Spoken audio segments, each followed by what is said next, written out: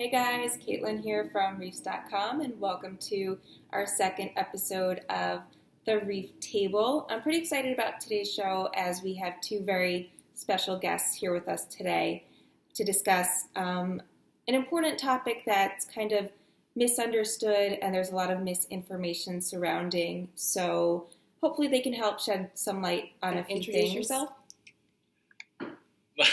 I'd be happy to. My name is Ret Talbot, and I am a journalist who reports on fisheries, primarily at the intersection of science and sustainability. And I cover a fair amount of marine aquarium issues in that same space, the intersection of science and sustainability. And I write primarily in the Aquarium Trade Coral magazine and also my own blog, The Good Catch. And I find that Rich Ross, my friend and colleague, is one of the people who inspires me the most. And in all sincerity, the dialogues that we have together are extremely edifying and inform my work greatly. So it's a real pleasure to be here with him, and of course with you, Caitlin. It's a pleasure to have you too, Rhett. And I actually recently had the pleasure of seeing you speak, and that was a wonderful talk. So I'm actually looking forward to today's conversation. Rich, would you please go ahead and introduce yourself? Sure. My name is Rich Ross. I've been involved in saltwater aquariums since 1980, I think. And so I've kind of worked in all aspects of the hobby and trade. Currently, I'm a senior biologist at the Steinhardt Aquarium in the California Academy of Sciences in Golden Gate Park, California, where I get to do cool stuff. I still kind of pinch myself every morning. And for the last several years, I've been writing a bunch of stuff, but mostly the Skeptical Reefing series, which I'm really proud of, where we take a look at reef keeping trends and ideas through a philosophical and ethical lens. And that's one of the reasons I think Rhett and I appreciate each other a lot and have dialogues, is because we both have a philosophy background. He actually studied with Peter Singer, which is one of the guys besides Sam Harris right now that I would kind of remove my eye teeth to sit down with. So I'm pretty jealous of Ret Talbot right there. Of course, Christopher Hitchens, I would give my entire lower jaw to sit down and talk with. So that's who I am. Okay. I've also had the pleasure of seeing you speak most recently at MACNA 2014, where you were Aquarist of the Year. So congratulations on that. Thank you very much. And again, pleasure to have you both. Today we're going to be talking about sustainability and conservation.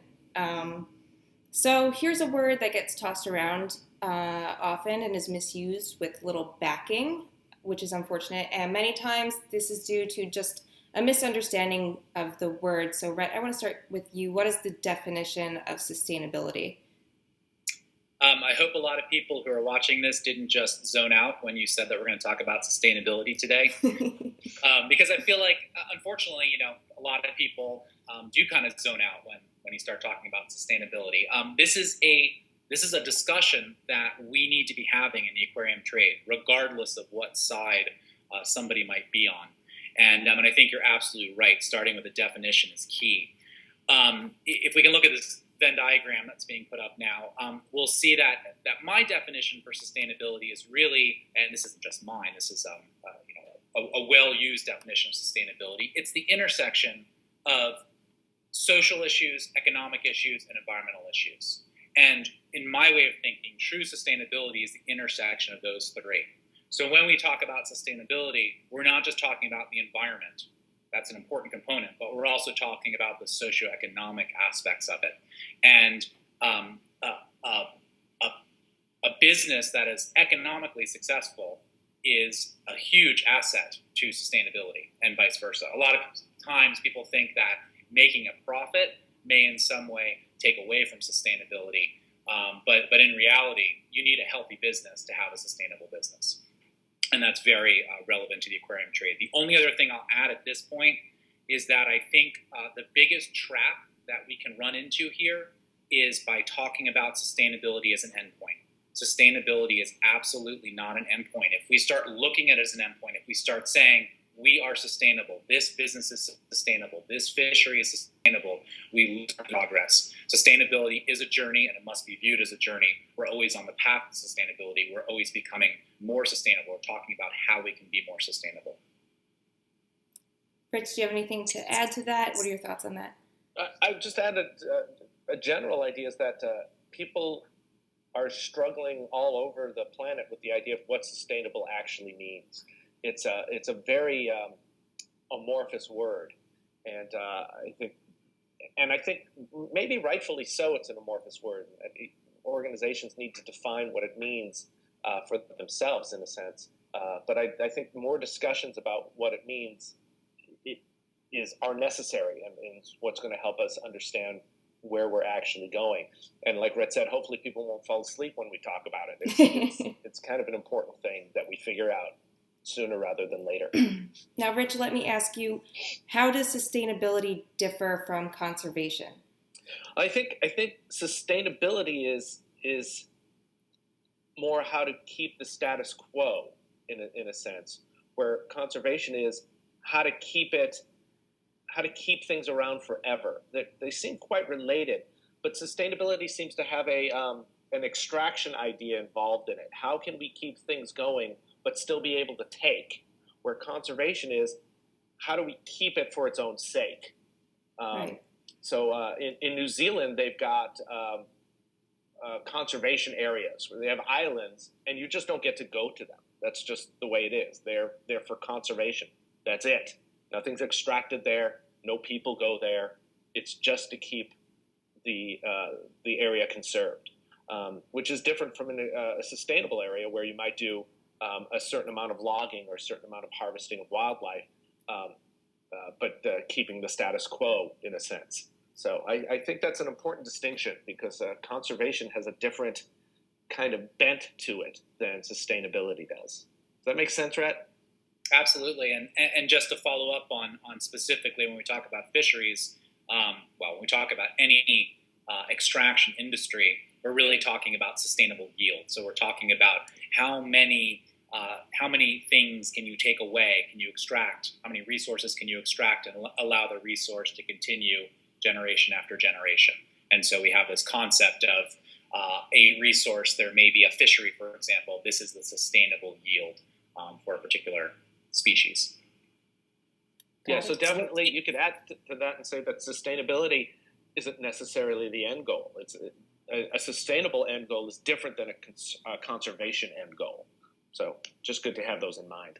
Absolutely, and an important, not really a new dimension, but something I think is being talked about more in the public sphere now regarding sustainability is this notion of we're not just concerned about sustainable yield for a particular species, but we're taking more of an ecosystem approach. And that's really important when we're talking about coral reef animals. The interconnectedness of the coral reef is something that we understand more about today.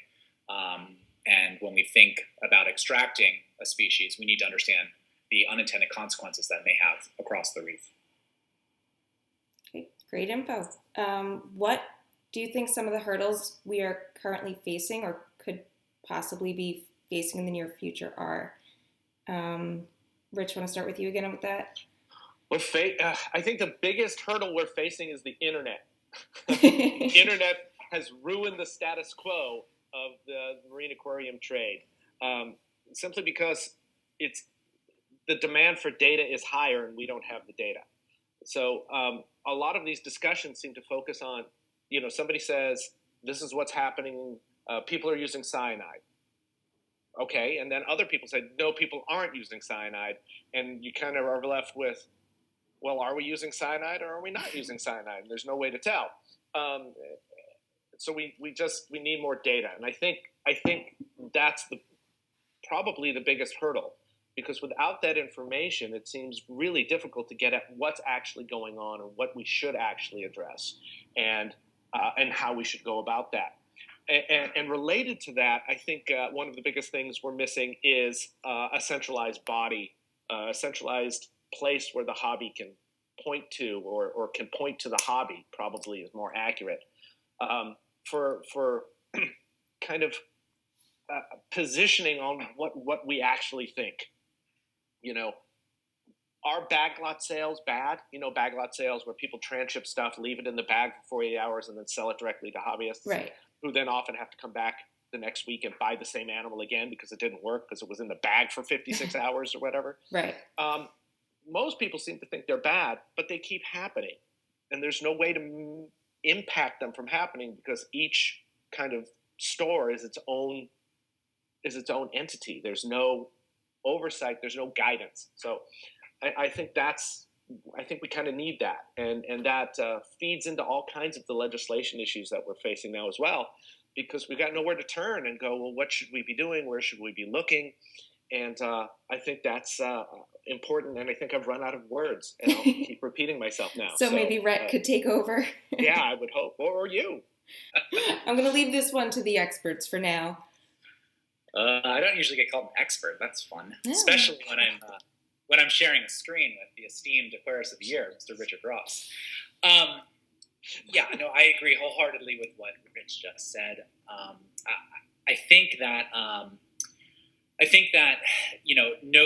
no central group or body, no group to offer guidance to hobbyists, no effective trade organization, a largely ineffective hobby and trade media. I think all of these things, and of course, lack of transparency, and the thing that I'm, my soapbox that I usually get on is about data. We don't have the data. So I agree with Rich with that 100%. But all of those things together conspire to create a trade where it's really easy to get away with stuff. It's really easy to for bad actors to get away with stuff. And rather than having an opportunity or the ability to marginalize people who may be doing things we don't want them to do, instead, more often than not, those bad actors end up driving the rest of the trade. And that's a real problem. The only other thing that I would touch on, and this is, cuteness factor. Yes. The only other thing that I would touch on here in terms of the hurdles we face, I think that we as a hobby and as a trade and as an industry, however all those things connect, I think that we would be well served to identify that we have a largely indefensible trade.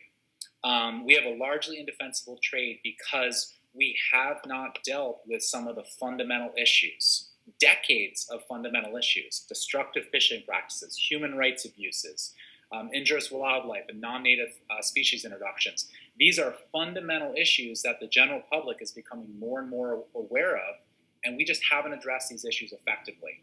And so while one of the things that people say to me all the time is, there are all these good stories to tell about the hobby. Why aren't you telling the good stories? And I have told a fair number of good stories. I've traveled to places where really good things are happening, where the aquarium trade is creating economic incentive to conserve reefs, and it's supporting appropriate socioeconomic development in places where it's necessary. But the reality is that there are still far too many negative stories, horror stories, bad stories about the dubious and suspicious parts of this trade. And I think the trade and the hobby would be best served to address those issues. And then we'd be more defensible. And then I think we would have a seat at the table. And I think the public and NGOs, the government, all these people that we like to sort of define as boogeymen, maybe they would be a little more open to having a conversation with us. Right. Instead of cherry picking the little blurbs every now and then that say all these wonderful things, it's easy to turn a blind eye to what people don't want to hear. Yeah, and it's also scary for business. I understand that, and I'm sure Ret does too. It's the same kind of thing as Amazon impacting brick and mortar stores. It's the industries and the markets change, and I think the stuff that Ret was just talking about. Go away, doggy. I think we want to change for the most part. Who wants any people who wants collectors dying to collect fish? I can't see anybody wanting that or thinking we need to have that happen. Right. Instead, that gets shifted to, that risk is there because the animals need to be inexpensive. So, is it the case that maybe the animals need to get more expensive? Well, maybe they do. But I think that's worth people not dying for animals, collecting animals for our living rooms. I was thinking, this might be slightly tangential, so I'm sorry if it is, because I was thinking about some of this stuff this morning. And I was thinking that the hobby, somehow our hobby, first of all, it gets confused with industry all the time. They're married, and they're not really the same thing. But I'm going to gloss over that right now. But the hobby somehow thinks of itself as doing good works in the world. We're breeding animals. We hear about breeding animals. We're keeping things alive, and that's true to a certain extent. But on the larger point, we're just a hobby like any other hobby. We're like a hobby is like an iceberg, and you see 10% of the hobby, right? So people like you, Caitlin, who are writing stuff about this, and all the other authors, and going to conferences, people who go to conferences, that's 10% of the hobby. The rest of the 90% that's under the water that no one speaks of are basically people who are most likely, again, we don't have the data, basically keeping, going about it the same way as keeping goldfish. Right. And that's how it works. And so I think the 10% that we see who talks about the great stuff that we're doing would want the kind of changes that Ret's talking about. Why we don't want people dying. We don't want animals dying. We don't want to be breaking laws. We want to be conserving. We want to be sustaining. It's just how do we shift everyone's focus in those directions without the data, number one. And yes, I think some businesses might have to change some, but I think that's the nature of business. It's also the nature of business to try not to change. So I don't think there's anything terrible about the discussion we're having. And I'm actually really happy we're having this discussion because in the last 20 years, the discussion has kind of been on the down low, and it's getting much more exposure than it's ever gotten before, thanks to the magical interwebs. And Ret, you've said a lot of the time, most people who are in the hobby usually stay for 18 months is the average, and they won't read or watch something like this. And I think it's important to really just get the word out. And give it more exposure. Absolutely. Yeah. And we need, just to reiterate again what Rich said, we need the data. We're kind of shooting in the dark right now. We have the most recent pet industry data that we have. We think is pretty poor for a variety of reasons, but it's the best we have, and that's where that 18-month figure comes from. And I think Rich is exactly right. He's calling it 10%. I usually call it 1%.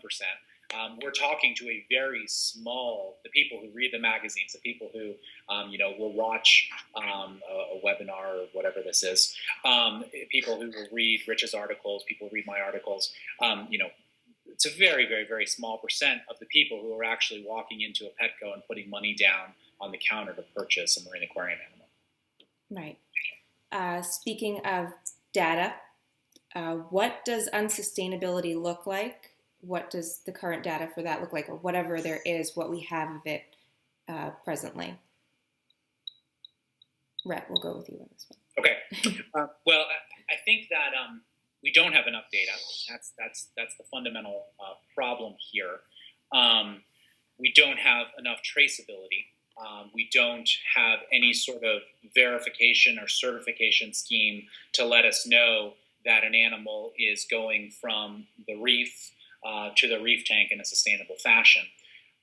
Actually, I should back up a second. It's not that we do have some of that. There are several businesses that have taken the initiative within their own business model. So I'm thinking of Quality Marine, for example. They have their short supply chain animals, and you can specifically purchase those animals. Then they're wholesalers, so you can demand that your retailer carries those animals. And they do actually control those supply chains from the reef, from the fishers, all the way through to the retail side of things. And that's really important. And I applaud Quality Marine for that, and I've written about that quite a bit. And there's some other ones that are happening out there. Part of the problem is, of course, that is a business saying we are sustainable. And that's great, but we also need third-party verification of that. Otherwise, everybody just creates their own independently labeled certification scheme, and then the consumer just becomes completely confused and fatigued, and then just gives up altogether. Getting back to your question, we don't have enough data, but the data that we do have tells us that this is a hobby based on wild animals. And I think that's something that we need to consistently talk about. Even if your own personal ethic as a hobbyist is to only have aquacultured animals in your aquarium, you are still engaging in a hobby that is tremendously dependent upon wild animals, predominantly dependent upon wild animals. And what do we know about that trade that's dependent on wild animals? We know that a very large percentage of the animals come from the two countries about which we have the most concerns in terms of sustainability. And when I'm talking about sustainability, again, we're talking about environmental sustainability and socioeconomic sustainability. We're also talking about legality in a lot of cases, and then, of course, ethics. So that's a real concern. And I think the hobby, if we take a huge step back and put ourselves in the shoes of the environmental, non-governmental organization looking at our hobby, or even if we put ourselves in the position of National Marine Fisheries Service when they're looking at our hobby as they're going through these status reviews for endangered species status for aquarium animals, they look at the hobby, the trade, the industry, and they say, we have some real concerns. And I think we need to address those concerns, because I think from the outside, it's pretty easy to label the trade as being unsustainable at this point. Yeah, and I think PJAC might help with that. I'm hoping PJAC will help with getting that together. I have high hopes for them. But what was it, AMDA before it? Was it AMDA, AMDA, or am I confusing that with another initialism? The American Marine Dealers Association. Yes. That organization ate itself. The Marine Aquarium Council ate itself, and both were beaten up from the outside. Most of the time, these organizations that have tried to do this in the past get destroyed. Eat itself is wrong. They get attacked by people outside who don't want it, which, is not going to help in the long term. It's going to help in the short term. What Ret was talking about, it's interesting. I always, at this point, I would like organizations to be proactive in the idea of sustainability. I think the ones that are few and far between, and I don't think we're at the area yet where people are going to get fatigued by certification schemes. I almost wish we were closer to that. So what we have is businesses that are saying, we have the information, someone should come take a look at it. What they should be saying is they should either be hiring someone to come look at it and publishing it, or they should say, here's our data, it's all compiled, you can all look at it. Saying someone should come look at it, it seems so victim-y to me, and it makes me a little bit, whenever I see that someone should fix it for us, it's like, well, who's going to fix it? The businesses need to fix it, right? I mean, it's also interesting how often we try to get the hobbyists, or the idea that the hobbyists are the ones who are supposed to be fixing the hobby. And the hobbyists aren't making money in the hobby; they're hobbyists. It's like saying that everyone who has a $50 quadcopter should be super involved in height limit legislation for drones. The people who are making the money have the ones who have the vested interest in making sure that the hobby is sustainable, because that's their cash cow. Without that, they're not making any money. So it seems really odd to me to say that the end user are the ones who should be demanding that the hobby works, and they won't. So we know they won't, because that never happens ever. And what will happen is the hobby could get legislated, and it could become more expensive. And you know what the hobbyists are going to do? They're going to move on to something else. They're going to move back to reptiles, where this has been taken care of more. You can breed easier. They're going to move to birds. They're going to move to orchids. They're going to move to frogs. So, yeah, I think the people making the money need to make sure that their money is makeable in the future. Yeah. May I add to that, Caitlin? Yeah, absolutely. Go ahead. No. I think let's also back up here, and because I think that obviously we're having this discussion here about the aquarium trade and about sustainability in the aquarium trade, and when I say something like people looking at the aquarium trade from without probably see something that looks like unsustainability to them. I want to be very clear though, and I'm going to throw up this graphic now. When we're talking about this and we're comparing it to say seafood. Mm-hmm. We are tiny. The aquarium trade is tiny, tiny, tiny. The impact. This graphic that I'm throwing up now shows you. This compares the bycatch of seafood fisheries, food fisheries, and it shows that the bycatch of food fisheries is a little bit outdated now. This graphic is from Quality Marine. It shows that the amount of bycatch in food fisheries greatly exceeds the entire global catch in marine aquarium fisheries. And I think, go ahead. Sorry. What is bycatch, Ret? Bycatch are those fishes that are caught, that are not being targeted, that are caught accidentally and oftentimes thrown overboard in a state of death or near death in food fisheries. And so that accidental catch is larger than the entire global catch, significantly larger than the entire global catch in aquarium trade animals. So I think it's important to keep that in mind. The other thing, going back to what Rich was saying about, we're a long way from consumers being fatigued. I think there's some truth to that. I do think we can learn a lot from the seafood industry. I think the seafood industry is about 10 years ahead of us. I'm not suggesting the seafood industry has it all figured out. They've still got tons of problems. But I think that we have seen consumer confusion and fatigue by multiple eco-labels in the display case at the fishmongers or the grocery store. People don't really know what they mean anymore. And so, that's why MSC or some of the other big ones really are trying to stake their claim and say, this is what this means. The other major problem we have with eco-labels and with companies, small companies taking initiative, getting their product to market. This is one of the biggest issues that MAC had.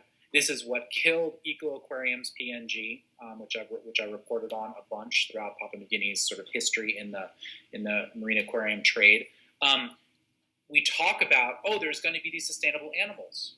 Aquarists who care, the 10 or 1%, who are conservation minded and want to use their purchasing power to affect a positive outcome, they hear about these initiatives, but they never see the animals. They never have an opportunity to actually purchase them. And I think people get tired of that. And it's what happened with MAC. It's what happened with Eco Aquarium's PNG. There's other examples out there. So getting that product to market is a real challenge as well. Yeah, and I want to just add to the idea about the greenwashing, essentially, is what you were talking about a second ago. That's hard. Just what we were talking about sustainable at the beginning of this whole thing. Everyone is now calling themselves sustainable, sustainable skimmers. It's like, how is that even a thing? So you get these marketing greenwash words that help sell product, and people start adding them to everything, and then they start to become meaningless, and it's tough. And we've also seen a couple of shops that have tried to do all captive bred animals, and they just can't compete. Not a one has seemed to be able to come up with a business model, because they have to sell their stuff for more expensive. They're relying on people making good choices or better choices or more responsible choices. But like we said, the 1 or 10% of the people who might make those choices, they're not enough of them to drive those businesses. Right. So it's almost like taking, if we're relating this to a food product, it's like labeling something all natural versus labeling it organic. There's, certifications that are in place, and, there's a lot of standards that you need to be met in order to be labeled as organic. And I think what would be beneficial is if there were the same sort of standards in place for something like sustainable. Sure. I would also question the standards of organic. That's true too. How that's being done as well. But at least there's some effort being made there. Right. And we're not going to fix any of this overnight. If the organic food people can't fix it, and they're a much bigger industry than we are, and a much more important. Yeah, that's someone's going to eviscerate me for saying that, because we're a luxury hobby. It's a hobby,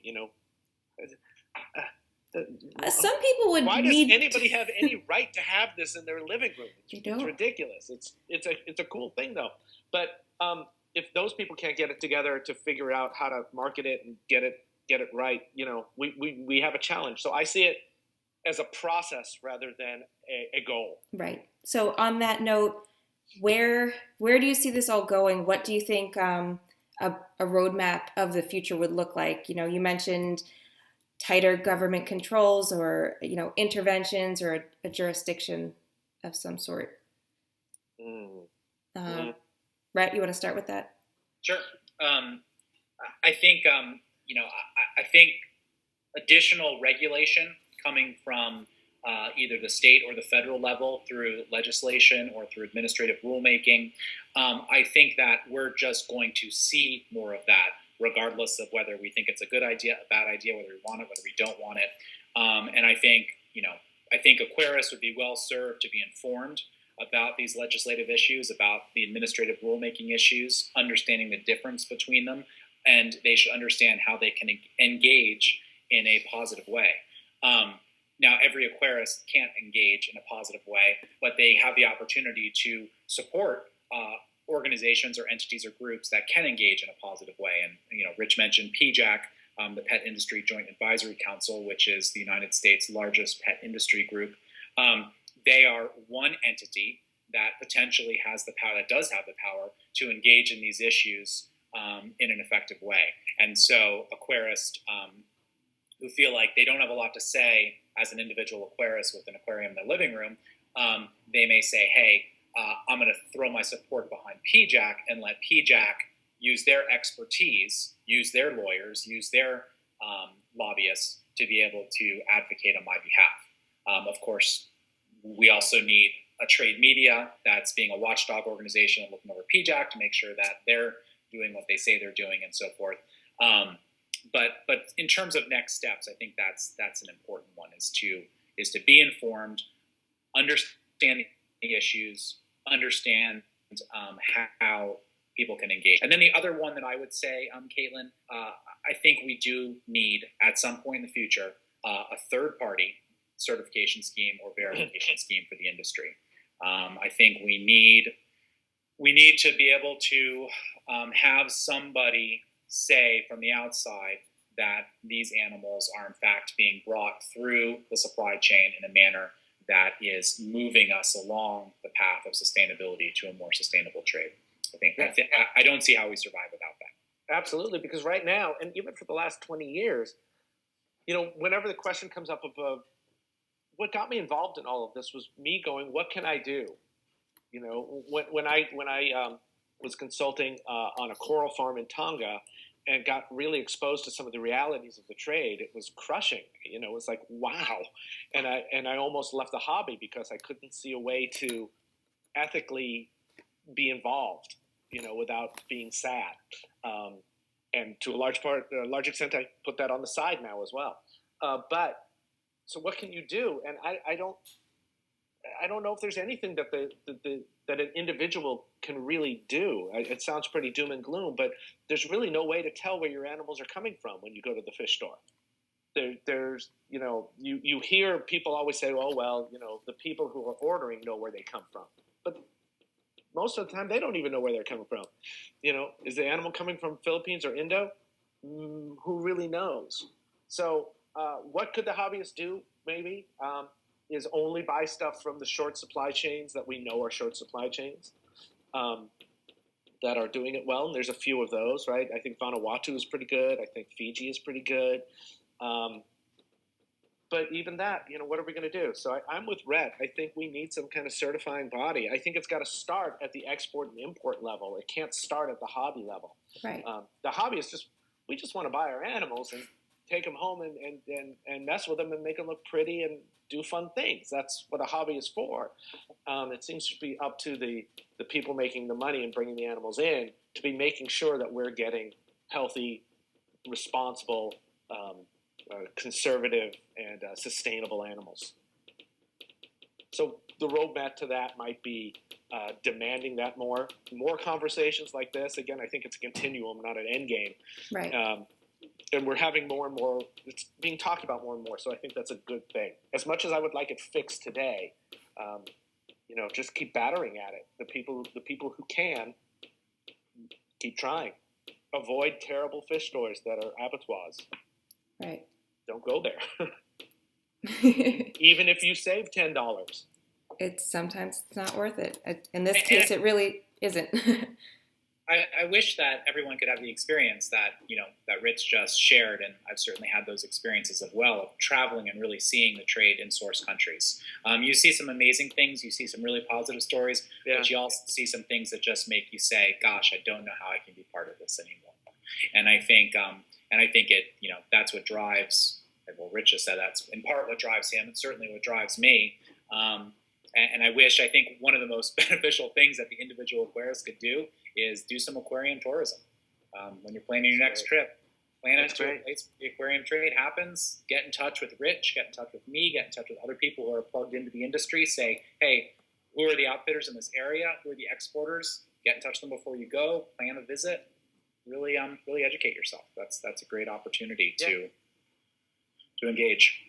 Yeah, I might even say go to the positive ones. I used to think it would be a great idea to go to the negative ones and expose them. But there's issues of personal safety involved in that, especially in some of those countries. But if you go to the good ones, we could maybe promoting the good ones is a really useful way to go instead of trying to out the bad ones. And I want to just go back to what Ret was saying about, why doesn't Ret cover the good stories? It's interesting. Ret does cover the good stories. I've read Ret covering the good stories, and there's a bajillion million good stories out there. So I think we shouldn't be ashamed or scared to look at the negatives. We should be, in my opinion, hitting the negatives head on and making them not be negatives anymore, instead of trying to say that they're not happening. If there's really only if people, as some people have said to me, that there's only a few negatives, why are you focusing on them? It's like, well, then make them go away and we won't be able to focus on them anymore. So yeah. I'm all fired up. Yeah. This is got some really, that's what gets you going? We got some really great information out of you guys. Again, I really appreciate this. I know this conversation was a little bit doom and gloom, but it sort of has to be. Like you said. When you went away for a second to talk to your dogs and cats and husband from fighting, I forgot what I was going to say. What did I say when she left? I said, how do we make this discussion sexy? That was my question. And I said, and he said, take off my shirt. And I said, you don't want a part of that magic. And then I said, well, wait a minute. This isn't sexy. This shouldn't be sexy. Right. We shouldn't even be having this conversation. It should just be taken care of. Right. So that's what I think. But in the absence of it being taken care of, I think we do really need a more effective trade media. It's great when the trade media talks about the coolest new fish, the coolest new skimmer, the coolest new LED. That's fantastic, and that's important, and that's what a lot of hobbyists want to read. But I think that the danger is that when the trade media, by and large, engages in these sustainability issues, it's usually to say things that, well, quite frankly, are untrue. Kind of just blast any criticism or attack of the hobby. Most recently, it's been to attack the government and say, "Oh, there's no science behind any of this. This is ridiculous. We're under attack. We're being targeted." Rather than all that rhetoric and hyperbole, let's just report. Let's just talk about the good stories, the bad stories, and the opportunities we have. And I guess to me, that's what I always come back at. That's the first thing I think about when I sit down at my desk in the morning. It's the last thing I think about when I leave. Is what are the opportunities we have? Yeah, there's a lot of challenges, but each challenge represents an opportunity to become better. Absolutely, and I think none of us, and there's more people now talking about this in useful ways than there ever has been. And I think the only reason the people are talking about it is because they see the possibility of it all working out. if we thought this was really a doom and gloom situation, this would be full of orchids. I'd be gone. So I think forgetting about the positive because of the transitory negative is a bad idea. The future is awesome. Okay, good. There's hope. Yeah, hope springs eternal, which is why it's worthless.